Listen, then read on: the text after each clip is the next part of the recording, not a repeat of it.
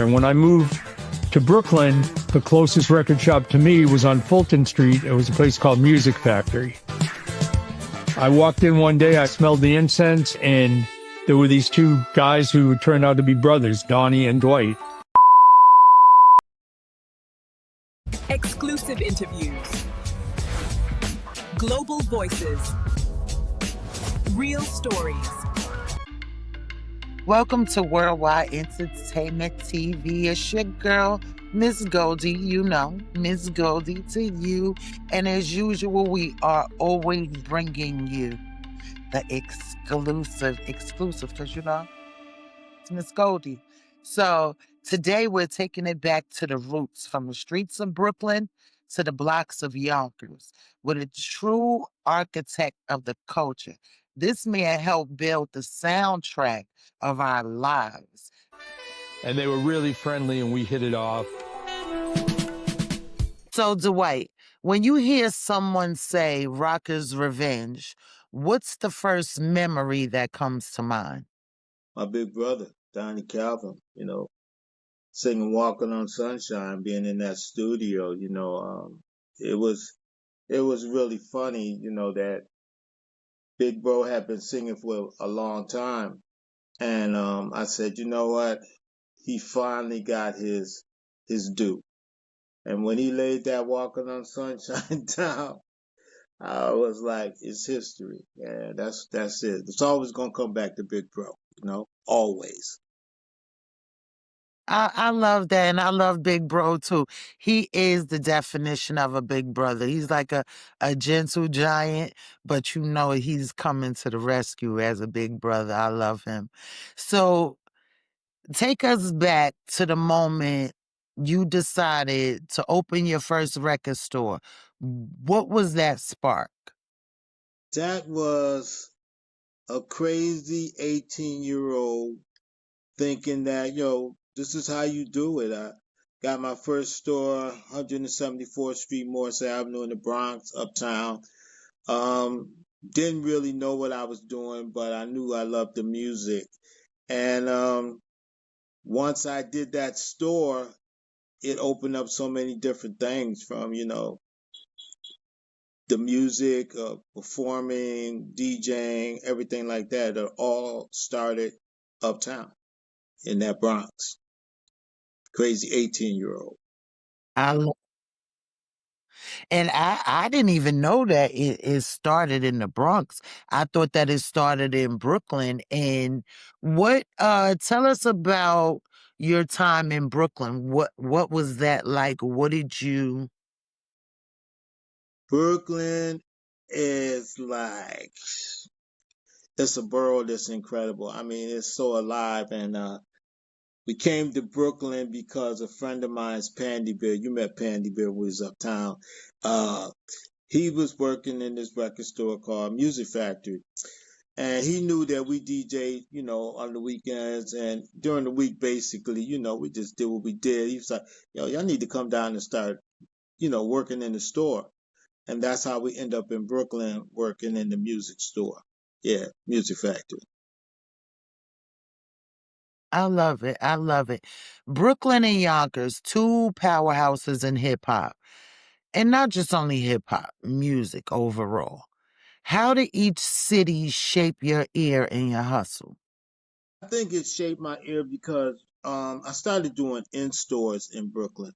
I had Luther Vandross there, Freddie Jackson, Steel Pulse, New Edition, you name it. They all came through that record store. I was supposed to do the first in store with Prince, but he said, I'll get you next time. And the next time he was so hot and blew up so hard, I was like, I guess you won't be getting me this time, bro. But the store was alive. Downtown Brooklyn, you talk about thousands and thousands of people coming through. Everybody came through, from people that was in the sports world, from the entertainment, Noel Pointer.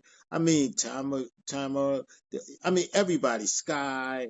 Uh, it was just crazy. You know how I had it up in Yonkers, but Brooklyn was where it set craziness off because, we would have the record store, and we were the first record store to have DJing it. We DJed all day long because we just wanted to get ready for the weekend when we spend in the after hours spot.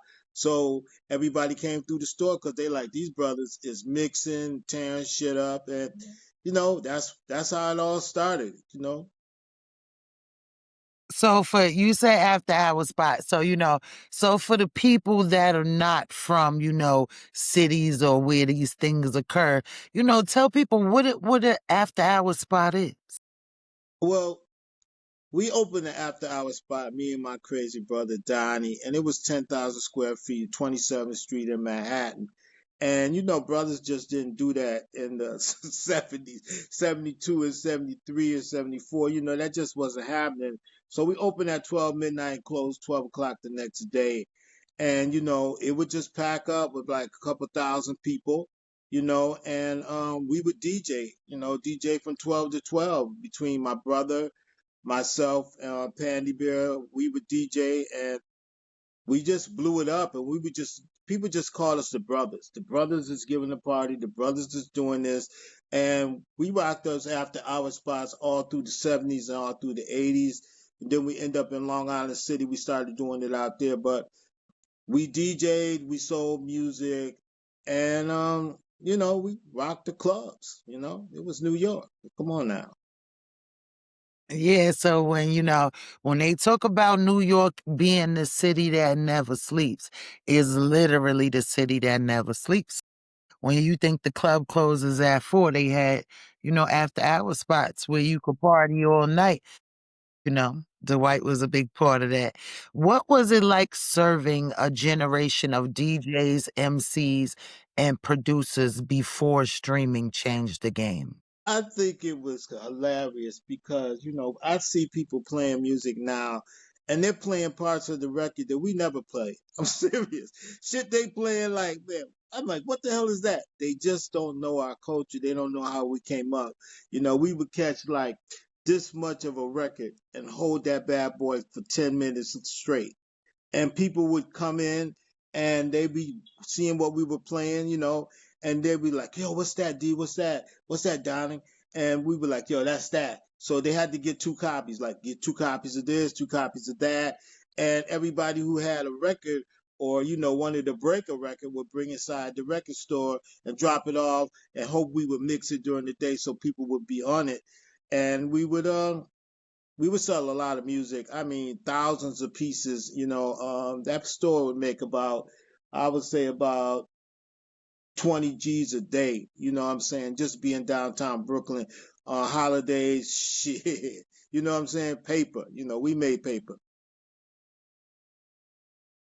And that's a amazing story. And I interviewed one of your close friends um, from VIP Records and Mr. Anderson, and he had amazing things to say about you. And I also was introduced to someone who also had a record store, Hall of Fame Records in Queens, and you formed a coalition. 1982, man. That was a year that changed everything for me. New York City at the time was amazing. Everything was possible there. The closest record shop to me was on Fulton Street. It was a place called Music Factory. And there were these 2 guys who would turn out to be brothers, Donnie and Dwight. Sometimes you can meet a person and not realize it at the moment, but your life's been forever changed. I said, Arthur, you need to do Walking on Sunshine by Eddie Grant. So, Dwight, what was it like serving a generation of DJs, MCs, and producers before streaming changed the game? I think it was so much different because when we played music, we DJ down in the record store, and we did the after hour spot. So people knew that we were the only record store that was actually playing 2 turntables, on a regular basis. So it became a gathering place for DJs and artists and everything like that to bring their music.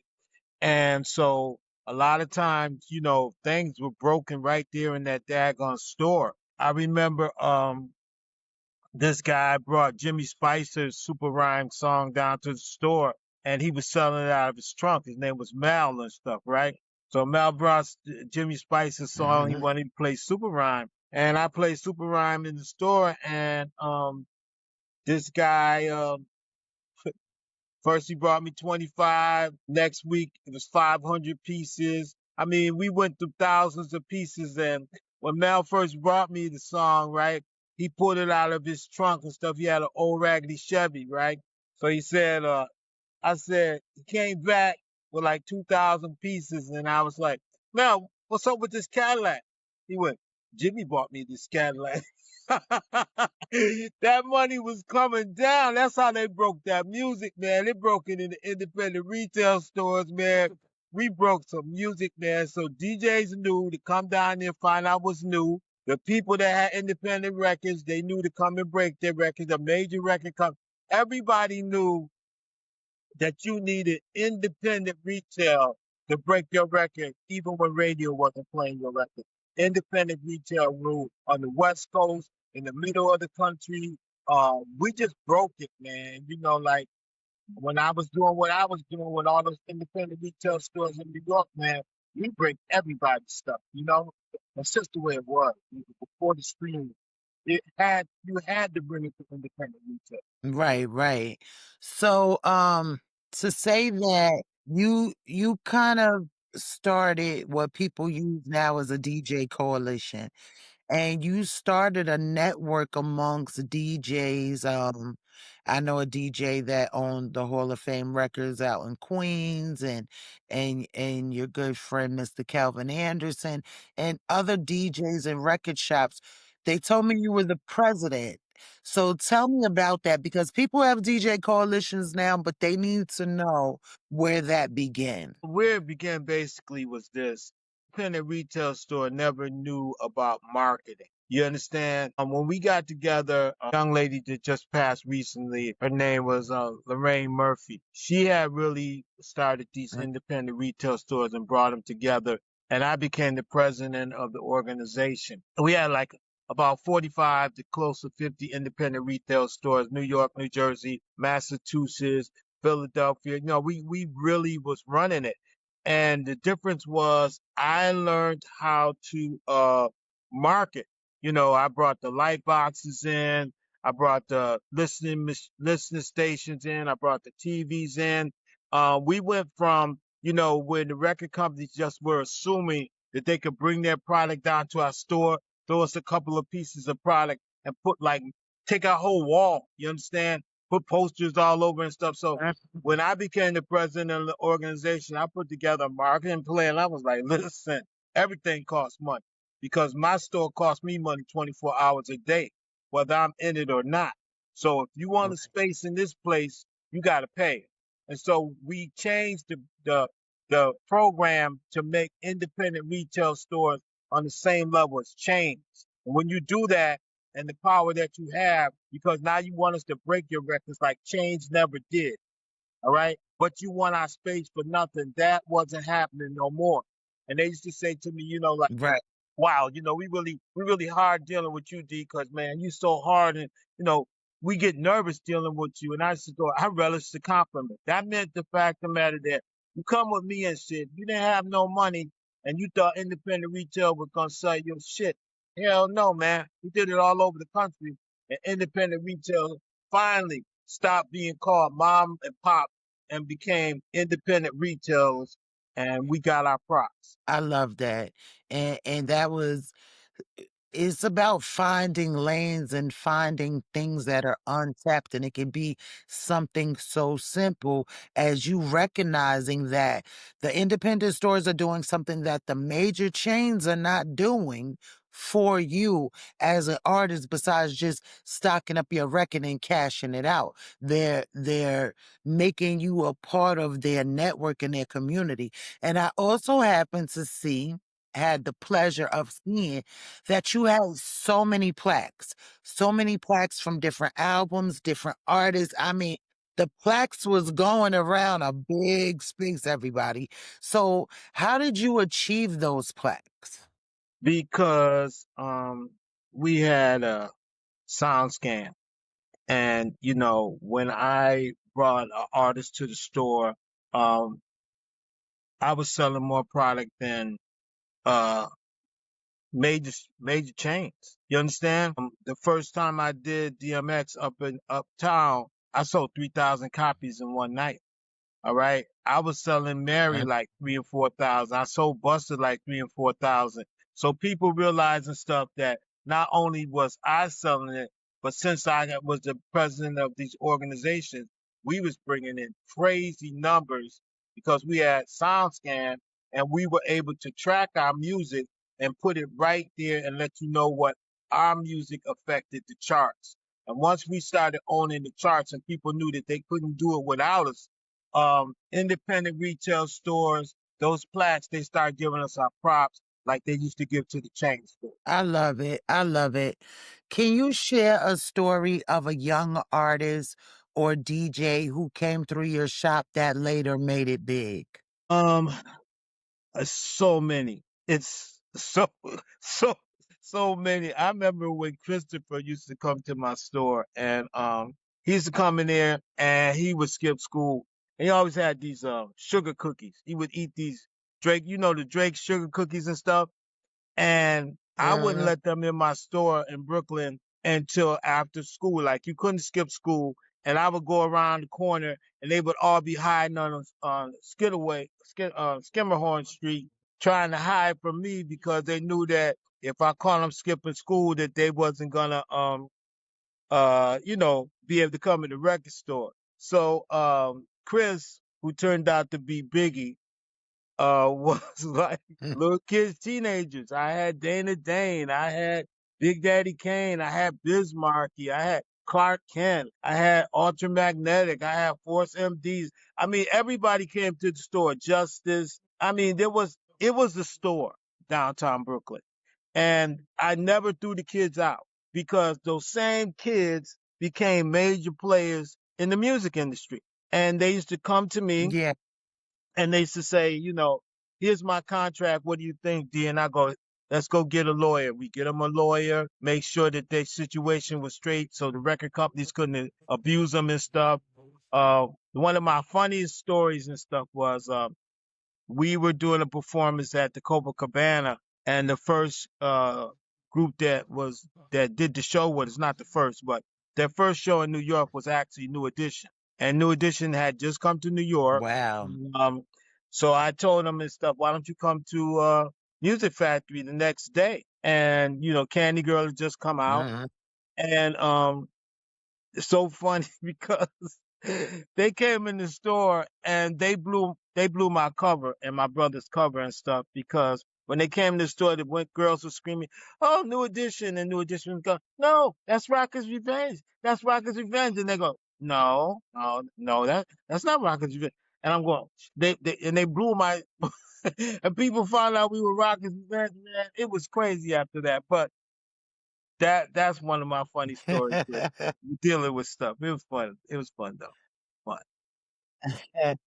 I love it, and it definitely has been a journey. I know the impact that you made in Yonkers at your store, and you definitely changed the game. We're gonna get into that too.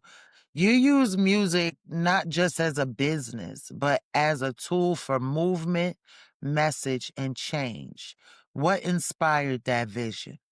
I think eclectic. When I was a little kid, my parents took me to classical. My parents took me Broadway plays. We listened to jazz. We listened to rock. We listened to everything. I mean, we listened to gospel. We listened to spoken word. We listened to everything, but we never categorized it. Our house was just full of music.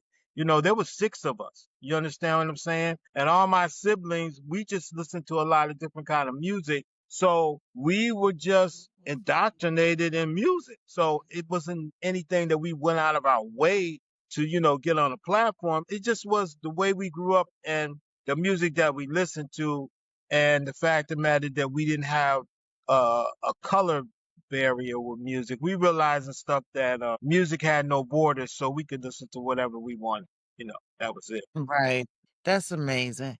What was your philosophy when you were behind the counter? Were you selling records or building relationships? You have to build relationships. Let me tell you something. You cannot give a person a record and realize that it's a piece of trash.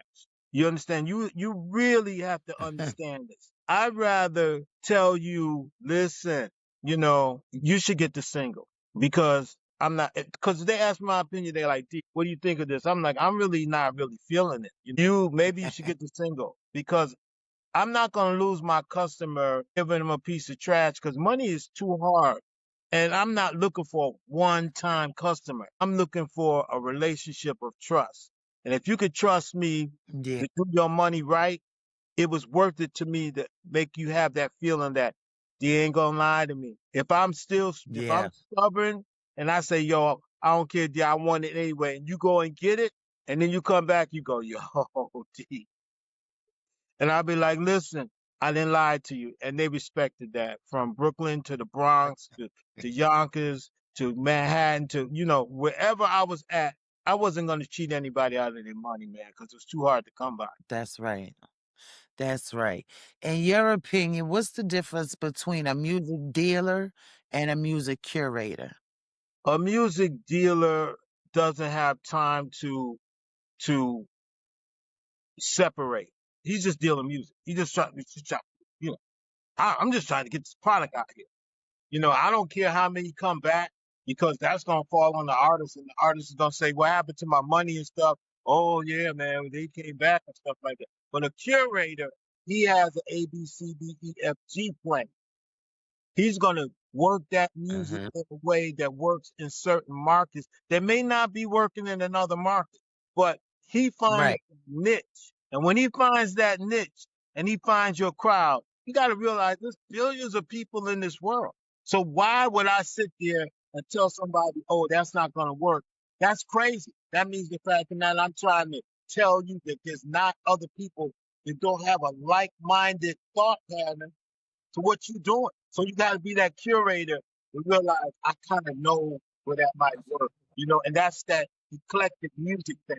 When you know about different kind of music, you don't sit there and go, oh, well, you brought rap music, later. I don't know, but it's not how you do music. Music deserves a platform, and that's what You know what's happening to your audio. I don't know what's happening to my audio either, but I'm doing the best I can. Uh, Is your Wi-Fi on your phone? Yes, it is. It is on. Maybe turn it off. You know what? Let me tell you something. You're acting up now. You know what happened to my audio and stuff? My brother tried to call me from the Do a airport. lot of technical. Donnie Now called you me. sound good. Donnie was calling from the airport, right? Because he's getting on the plane to go to London. So that was probably what happened why my volume went down for a second. Oh, okay. I'm sorry, big brother going to the airport. Okay, so what song or artist perfectly represents the Rockers' revenge sound or spirit? Um, wow. I think we love dance. I think we love positive. I think we love making that sweat pour down the crack of your ass when you're dancing on the floor. So, we like that kind of music. It could be house, it could be, we just it got to party, baby. It got to move you. It's no, false steps on your shit when you listen to that. You gotta rock. That's why it's called Rockers Revenge because rockers will make you rock. So is there And is there any song or artist that you can compare and say, they make you rock like Rockers' Revenge? shit, man, please. We be here all year. I done danced to too much from Philly Ransom to Mono Dubango to Tribe Called Quest to I done dance to everything. I'm telling you, man, shit. I love that music, man. You better not think that I'm gonna be sitting in the seat even when I'm in this daggone wheelchair. I'll be getting it and getting it and getting it. Cause I'm about that music 24/7. You can move me, baby. I'm on it. So shit, I ain't got no limitations, man. No, no, not with the music. That was a great answer. How did Yonkers music scene evolve over the years, and what do you think put Yonkers on the hip hop map? I think what put Yonkers on the hip hop map is the fact the matter that the artists in Yonkers started to go downtown. Mary went downtown. X went downtown. The Locks went downtown. Everybody that got off the stoop came back with the gold. You know, the fact of the matter that you can be down there and you can realize and stuff that there was a bigger picture. It was the world because everybody in the world lives in New York City. So once you broke the world, Yeah. you brought it back to Yonkers and shit. And Yonkers was like eating it up because when I came up to Yonkers, I brought Black Street up there. I brought everybody uptown. So when you came uptown from the city, from all those artists, they realized and shit that they want to be where, you know, D was at. Cause that record store is popping and everybody from across the country is being there. So hey, this is home. They're gonna plant their flag. Why not? Shit. It was home for all of them. You know, I ain't never turned no people down. That's what's up. So Brooklyn has birthed legends, but Yonkers raised giants too. What makes the energy different between the two? Really, Brooklyn is so big. The competitiveness of all those different artists is a different kind of monster. You understand? Yonkers, they blew up Mary, you know, you had Fonda Ray. I mean, Yonkers been out there for a while. You know, Ella Fitzgerald, Aerosmith, all them people that came through Yonkers, all them people from Yonkers. So Yonkers already had a history. But you gotta admit, I remember Mike Superior came to me and he brought me Earl Stuff.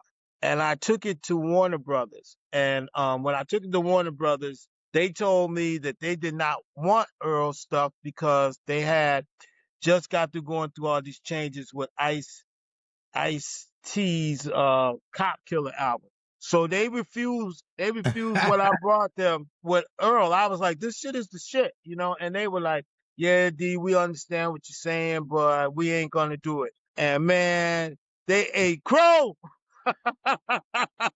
They ate Oh man, what crow. happened? They blew it, baby, because Earl was off the chain, man. Warner Brothers, I know they Kevin, kicked make sure themselves in you the write ass. this one He down in the brought me this books. shit, and November. her sister Latanya was a dream, man. When I brought her, and she got on that TV, she got on David Letterman. He said, you going to Virgin Superstore tomorrow? She said, Yeah, while he was talking. I am, but tonight I'm going up to see D&T up in Vision Quest. Man, my phone lit up, man. It was thousands of people in the Do you think today's artists understand the grind of record store culture, digging for vinyl, discovering sound? In other countries.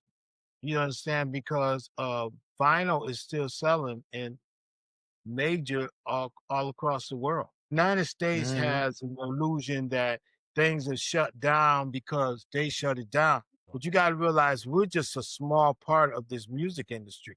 Music industry is vast. You understand? You know, there's people singing gospel over there killing it in Korea. You understand? There's people dancing to the beat in Japan. There's people in Germany and stuff rapping in different languages. You know, there's people in Africa making all kinds of different sounds. So for us to be under the illusion that just because we do it like that here, that they're doing like that in the world, it's just not like that. You know, music is still going strong and people are still discovering and digging in the crates and stuff. They've been doing it since back in the days when the Beatles found the Stax music and started doing that. Rolling Stones found the Stax music and they started doing that. You know, Muddy Waters, the blues, you know, all that kind of stuff. So music will find a way in spite of itself. If you could open up a pop-up Rockers Revenge store today, what 3 records would you stock first? I can't live off 3 records because I bet I mixed that in about 10 seconds. Nah, I'm sorry, baby girl. You asking the wrong question. That's not going to be able to be answered at any perspective there.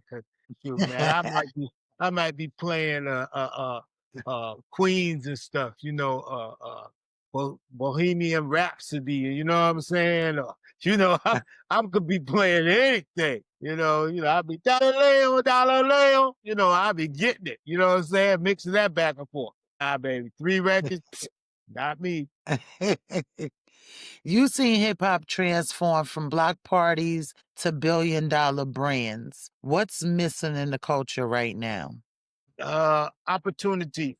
There's people out there that's doing it just like they was doing it back in the day, but they refuse to let that kind of music come through. You understand what I'm saying? Hip hop was broke off of dance music, all right? Pieces of beats and stuff like that. It's still here, but United States has sat there and tried to tell you and stuff that this is what you got You to going listen out. to.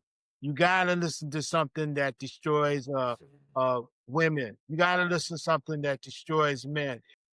How can music today go back to being a tool for unity and empowerment instead of just entertainment? Realizing that the record companies are the middleman and you have the right to step up and do your own thing now. You in control. I love it. You've always been about legacy. What advice would you give to young creators trying to build something that lasts? Never ever allow somebody to tell you no. Never let them tell you no. Never let them tell you that you can't. Never let them tell you that what you're doing is wrong. Because at the end of the day, why are you coming back mimicking us? Why are you imitating us every time we come out with something new? Why?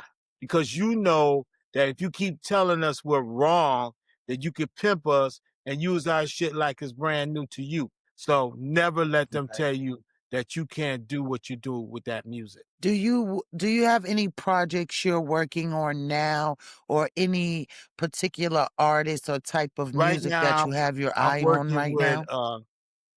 I'm working with Gen 7 artist.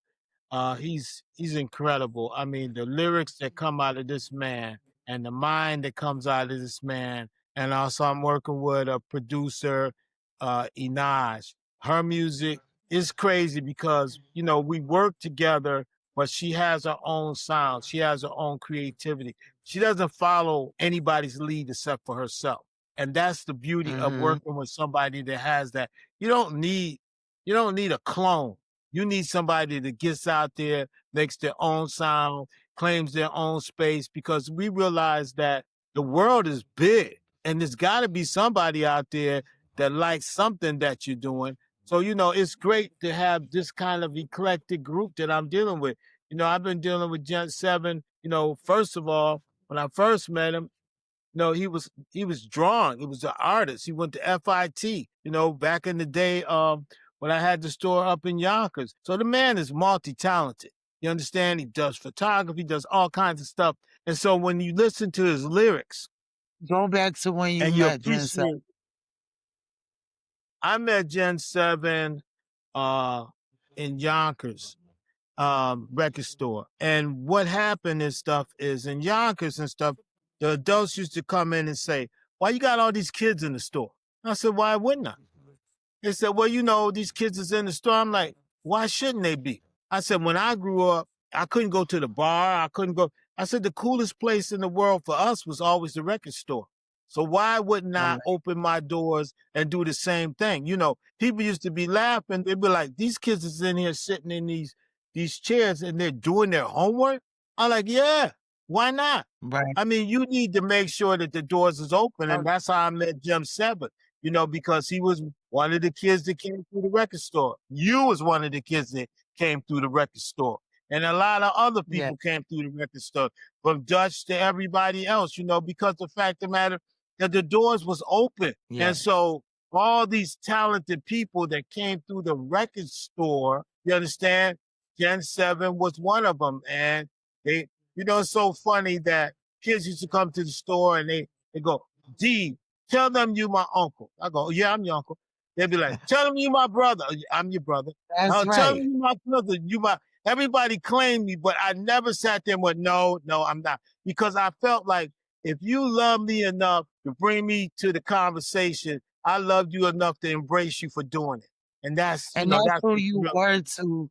that's who you were to the community in Yonkers. Not just the man that owned the record store. You was that big brother. You was that dad. You was that uncle. And you kept a lot of kids safe in the streets in Getty Square. I mean, you come outside with that dog and you clean it out. Like, kids For those that don't know, Getty Square in Yonkers is where kids went to fight after school because most of the high school buses would bring you to the square, no matter what high school you went to. So the square was the place where you could meet up and fight. But Dwight, you knew not to fight down by the record store, and it didn't matter because he's gonna walk up the street with that dog. And once he comes with that dog, it's like no fighting, or he's letting people know, cut that out, knock that off. And if it was somebody that was really aggressive, that's somebody that he would take with him and take them back to the store, and whatever he did to them, not did to them, but the time that he spent with them or whatever, kind of made some bad kids start, acting pretty okay. So you definitely was an outlet for the community. And I loved it. It's that's the way you have to be really seriously, because the bottom line is we had in stores with thousands of people. Do you know we never had a fight? We don't have everybody in the world up in Yonkers, everybody in the world in Brooklyn, and we ain't never had a fight. And it wasn't only Yonkers people. People came from every borough. They came from the Vernon. They came from White Plains. They came from Peekskill. They came from Brooklyn. They came from Bronx. They came from Queens. Everybody knew about Vision Quest. Everybody knew that when you came to Vision Quest, the doors was open. We had love for each other. We never had one fight. You know why? Because the mothers, the brothers, the sisters, the kids, the whole community looked out for it. They brought their children down there. And do you realize one thing? After every one of those gigs and stuff, there was no garbage in the street because the people picked up the garbage and put it in a garbage can before they left after the in-store. Come on. That's respect. Because nobody wanted the problem with Big Dwight and that big dog. I'm telling you guys, you got to send us a picture of that dog so, people won't think that I'm exaggerating or, No, that was my guy. Dwight was nicer than the dog, and he was a cool dog. He listened to Dwight, but if Dwight say, you just knew to respect him. So we're gonna go into our final segment, and the legendary round, fun, rapid, and real. So I'm gonna shoot it at you, and you just tell me what comes to mind: vinyl or streaming? Okay, you break it up a little bit, baby. Give me that again. Vinyl or streaming? Both. I love both. Really. Okay. Old school cipher or modern day studio session? Old school cipher, I love, but the creativity that's coming out of modern day sessions is, you can't beat that. It's great. So many people got an opportunity to do their thing. If you could have one more Rockers Revenge Jam session, who's on the mic and who's on the decks? Who's on the mic? Big Donnie Calvin got to be on the mic. All right. I would have Clark Kent on the decks. I would let Clark get some. I let Bismarck get some too, because Bismarck, he used to be begging me. He'd be like, please, man, please, let a brother spin, let a brother spin. I said, no, man, you be breaking the niggas' needles, and I cannot have you destroying my stuff. But yeah, Biz, I want to say, I love Clark Kent. I love this brother. His name is Mario. He played for me too. I mean, there was so many different people that played. One of my favorite guys that was a DJ back in the day, one of the greatest dance songs ever. His name is Strafe. He did a song called Set It Off. That's my Brooklyn people. And, we've been trying. Yeah, I've had him on the stage with me. He's been on stage with us. So, yeah, there's a whole bunch of folks, man. Shoot. I would definitely love to be front and center for that. When people say your name 20 years from now, what do you want them to remember about Dwight Fuller? That he gave a damn. Right. So before we check out, I want you to tell people where they can follow you and keep up with the Gen 7 project and just all the wonderful things and information that you share. I want to tell you that I'm on Music is the Answer. Me and Inaj, we run the Music is the Answer page. On Facebook. Gen 7 on Facebook. And we're on Instagram and we're on TikTok. Gen7.com. That's spelled GENSE. Roman numeral VII DWIGHTEN.com. That's where we got our new release coming out too, Incisions in Pain. There's this woman that, she does all our video mixes. Her name is Miss Goldi to you. She be killing it, she be killing it, and then we got our Trell Bowers doing mixes on our stuff, you know what I'm saying? This latest one, Incisions in Pain. Woof, Lord have mercy. That's Naja's track. And they let me sing a little bit. They let me get a little tiny bit. But Gen 7 blazed it. He killed it. And that track is bumping. So when is that? And When does that video come out? premiere that comes out When does the video premiere that Miss Goldi has something to do with. That's coming out on the 7th for Gen 7. That's the premiere of the video.